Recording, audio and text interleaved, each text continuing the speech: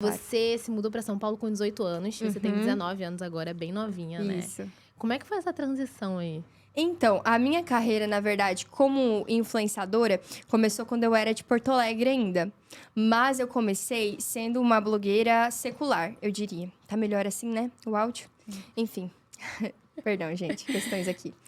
Então, eu comecei na internet com 13 anos de idade, mas era em Porto Alegre.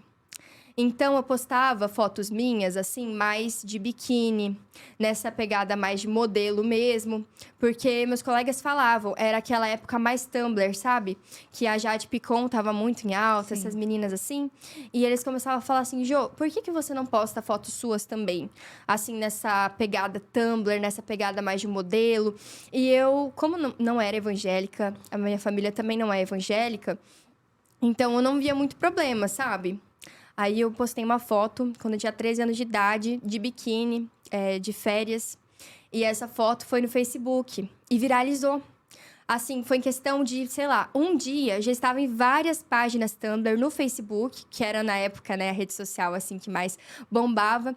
E sem nem a minha permissão, na verdade, as páginas começaram a postar. Tipo, olha essa menina, ela tem só 13 anos. E eu, com 13 anos, já tinha a desenvoltura do meu corpo muito rápida, sabe? Eu era muito precoce, digamos assim. Isso te animou, te assustou? Ah, na época foi algo bacana. Por quê? Porque eu era muito nova e isso não era uma coisa comum de se acontecer com meninas da minha idade. Então, na sala de aula, o pessoal falava muito, eu era muito popular no colégio. Em Porto Alegre mesmo, a minha cidade é uma capital, mas ainda não é uma cidade tão grande. Então, toda a festa que eu ia, todo mundo me conhecia. Sabe, eu digo assim que foi uma artimanha mesmo do inimigo. Hoje eu olho assim, claro que tem pessoas que dividem opiniões, algumas vão dizer que é normal, outras não.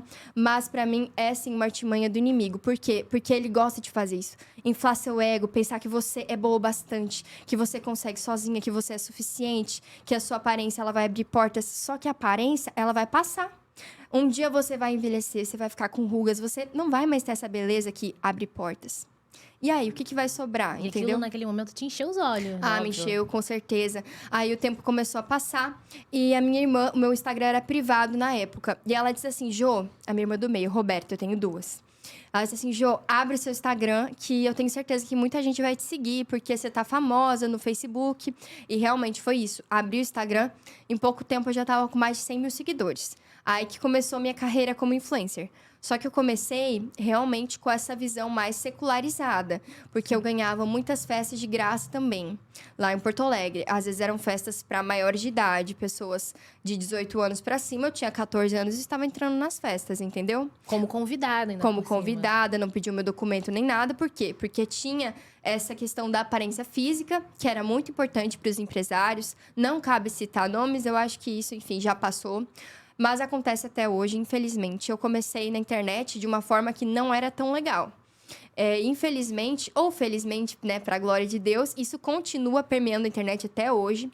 Essas fotos minhas do passado, etc. Mas eu lido com relação a isso da seguinte forma. É um modo de glorificar a Deus. Faz Porque parte todo do mundo que passado. vê, exatamente, todo mundo que vê fala assim, meu, não é a mesma pessoa, o que aconteceu com ela? Mas teve alguém que te alertou e você achava que a teve. pessoa era chata? Ou Teve, que... sim. Não achava que era chata, não. Porque, assim, eu tive contato com a palavra de Deus no colégio. Estudei em colégios católicos, tem muito colégio católico lá no Rio Grande do Sul. Mas uma coisa que também é muito presente no Rio Grande do Sul, que se você for ver as pesquisas, é comprovado, é o sincretismo religioso. O Rio Grande do Sul é um dos estados onde a predominância é de religiões de matriz africana. Tem muita lá, a predominância. Mais do que em Salvador, se não me engano. Salvo engano, tá? Então, ainda que o colégio fosse católico, na sala de aula, a maioria das professoras, os professores não eram, de fato, católicos, né? E os meus colegas também não. Então, a gente era muito incentivado a ir em cartomante, a gente acreditava muito nessa questão de trabalho, de feitiçaria. Sério mesmo, uma coisa relativamente comum em Porto Alegre. Eu nunca vi isso, mas era bem comum, simpatia, sabe? Poucas pessoas eram evangélicas na minha turma, então eu não tinha contato com pessoa evangélica. Você nasceu, voltando um pouco, você nasceu num lar católico. Católico nominal. Católico Não nominal porque praticante, não que é a praticante. maioria. Isso, não praticante, porque tudo bem, a gente sabia quem era a pessoa de Jesus, mas não era apresentado da forma como, cara, o Redentor, o Messias, aquele Aí que é você digno chegou de a honra, ser sabe? batizada quando era Fui. criança? Olha que hein? interessante, é profético. Meu nome é Jordana, né?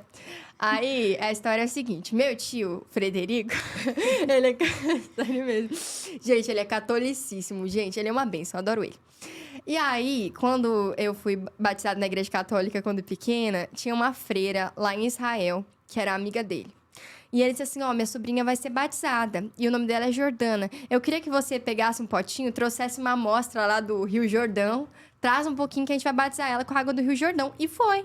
Ela pegou, trouxe a água, tá, do Rio Jordão e fui batizada com a água, né, do lago onde João Gente, que Batista bênção. batizou Jesus. Foi profético ali. Deus já sabia que eu ia ser dele. Aleluia. Mas passei, claro, por essas turbulências na minha vida.